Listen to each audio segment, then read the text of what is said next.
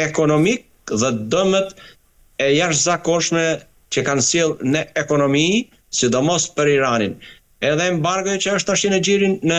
ngushtisë e Hormuzit, por mbi gjithë kapacitetet ekonomike dhe buxheti i shtetit është përqendruar në mënyrë të jashtëzakonshme te armatimi, municioni dhe mbështetja e Gardës Revolucionare dhe e milicisë së Iranit për të bërë të mundur për të reaguar ndaj sulmeve të Izraelit dhe të Shteteve të Bashkuara të Amerikës. Do t'i duhet shumë kohë për të rikthyer në normalitet si vend e pastaj për të menduar, për të shtuar dhe rritur gamën e madhe të arsenalit të armatimeve dhe gjithçka tjetër që lidhet me Garda Revolucionare apo me forcën e sigurisë që mund ta përfshijë gjithë aty, edhe forcat armatose, Garda Revolucionare edhe milicin. Kështu që besoj që do të ishte mirë që të ishte një marrëveshje e përhershme, por e përhershme relativisht do të jetë shumë e vështirë dhe ajo mendoj se do të jetë me kohë të kufizuar. Gjithsesi, unë do ta quaja dhe është një arritje dhe domosdoshmëri tashmë jo vetëm për lindjen e mesme për Iranin, por është domosdoshmëri edhe për botën mbar, për arsye të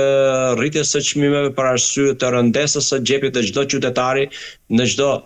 psep të globit. Ditën e djeshme një barel shkoi $126 dhe kjo tregon për rritjen në mënyrë të pandalshme të çmimeve jo vetëm të naftës, po dhe gjithçka tjetër që është e lidhur me këtë produkt kaq të kërkuar. E qartë. Nga ana tjetër, zoti Prenga, është raportuar se SHBA-t kanë përgatitur një plan për një falë të re të shkurtër dhe të fuqishme sulmesh kundër Iranit për të thyer kështu bllokimin në negociata. Mendoni se Donald Trump po përdor kërcënimin ushtarak si një mjet negociues apo jemi tashmë realisht në prag të një përplasje të kontrolluar? Çdo palë që do qoftë ajo, nëse arrin në përplasje, por edhe pa arrit në përplasje, mjetet e presionit që kanë i përdorin ato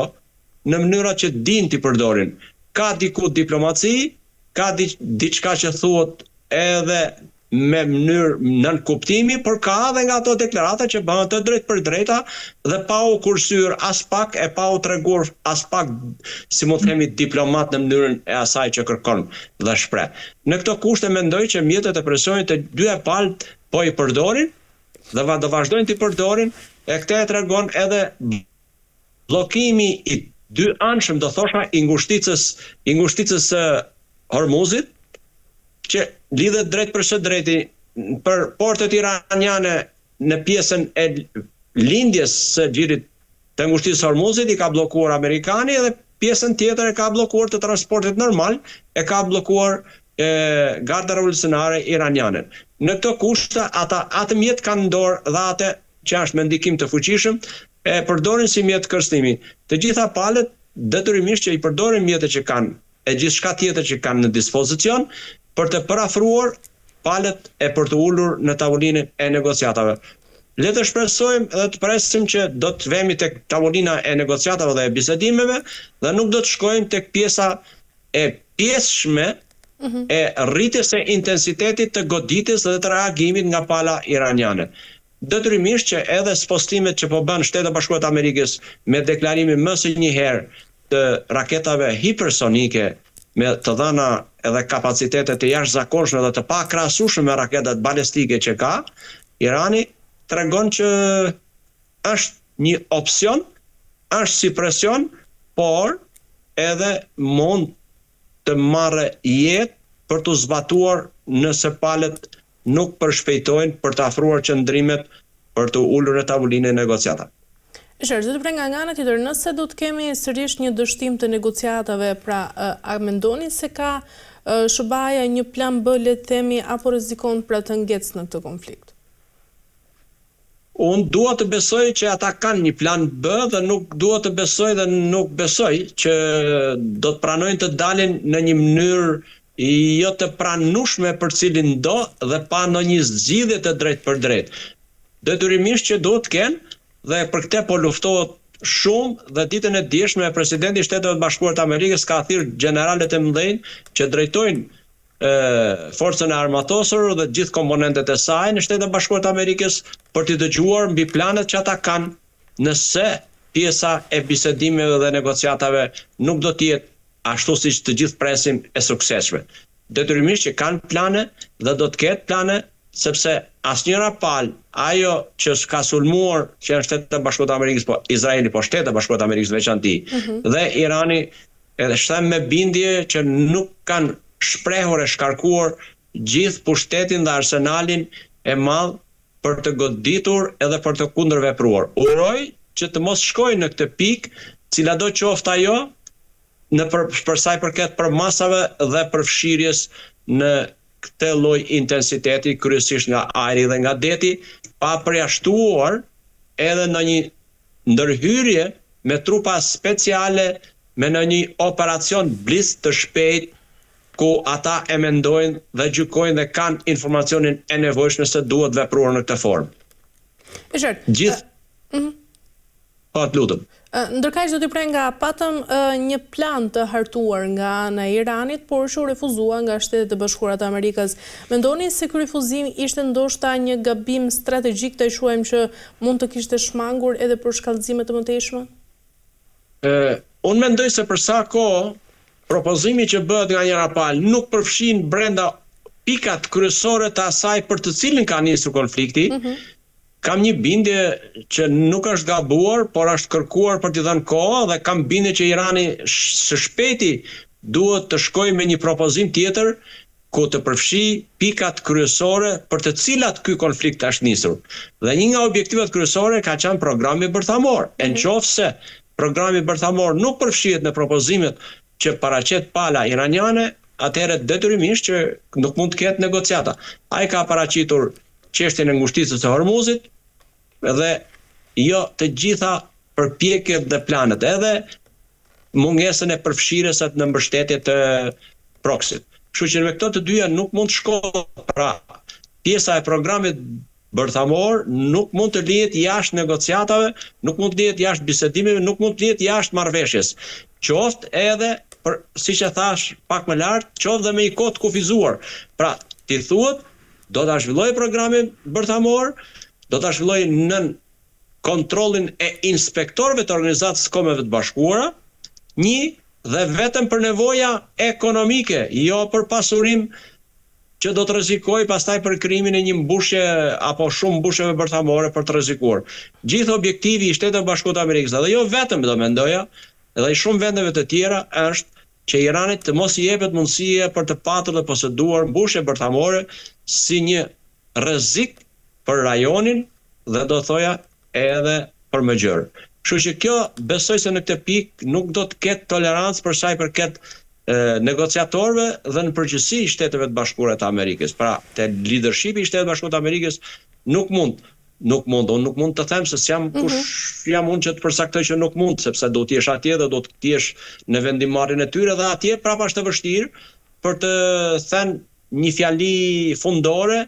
për sa i përket veprimit apo vendimit që do të merret. Detyrimisht që ata do të shikojnë, do të studiojnë situatën dhe do të gjojnë ekspertet për të dalë në përfundimet që do t'i shërbetë situatës, qetësimit atje dhe nënshkrimit e përfundimit me një marrëveshje të pranueshme nga të dy palët. Zoti Prenga, nëse do të kemi, le të themi, këtë plan të propozuar nga ana e SBA-s, pra për të pasur një sulm tjetër kundër Iranit, mendoni se do të ketë kjo një rrezik të madh për lindjen e mesme dhe mund të shpërthejë një efekt domino, le ta quajmë, me përfshirjen e aktorëve të tjerë? Nuk mendoj në këtë format, pasi Irani ka tentuar me reagimet dhe kundërveprimet e tij për t'i përfshirë dhe vendet e tjera të lindjes së mesme në këtë konflikt, por ato deri tani nuk kanë rënë pre e këtyre provokimeve, kanë pranuar dëmet, kanë pranuar, si thosh, humbjet dhe nuk janë bërë pjesë e asaj loje që do donte dhe dëshironte Irani. Natyrisht që ata askush nuk mund të thotë që nuk mund ta përsërisin këtë goditje për ta përfshirë disa vende apo gjithë lindjen e mesme në këtë konflikt, por kam bindjen që do të tregon të rezervuar, do të tregon të matur dhe nuk besoj se do të përfshihen, sepse reagimet apo kundër reagimet e Iranit, nëse do të arrihet në një goditje të tillë nga pala amerikane, Shtetet e Bashkuara të Amerikës, kam bindjen që ata do të kërkojnë me çdo kusht e mënyrë për të goditur e për të përfshirë edhe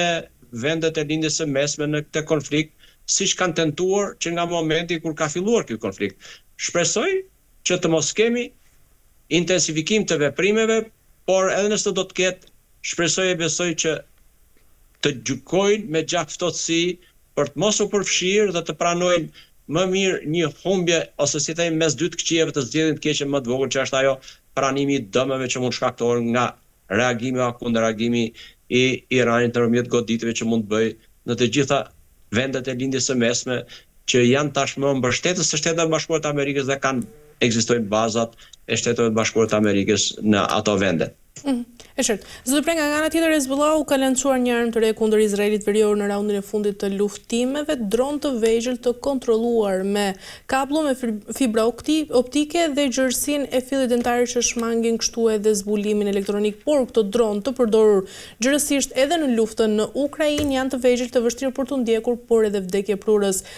Mendoni se ky ishte një dështim strategjik nga ana e Izraelit që u fokusua tek raketat, por injoroi, le të themi, në një mënyrë edhe kërcënimin e dronëve të vegjël? Në çdo lloj lufte e konflikti, luftat hibride janë dhe do të mbeten format e përdorimit të tyre më të rrezikshme dhe shumë të vështira për të parandaluar apo për të luftuar. Në këtë pikë hyn edhe mënyra e dronëve,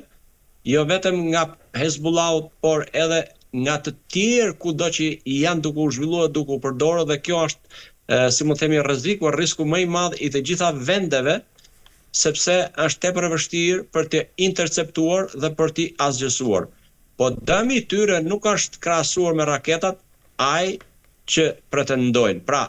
ato vërtet mund mos interceptohen, mund mos ndiqen, mund mos parandalohen, mund mos asgjësohen dhe të shkojnë në objektiv.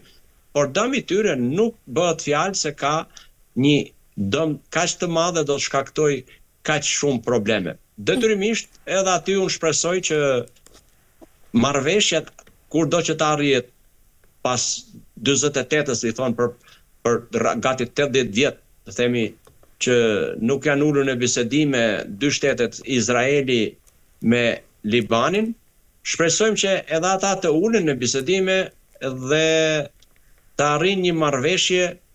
për të mund të kontrolluar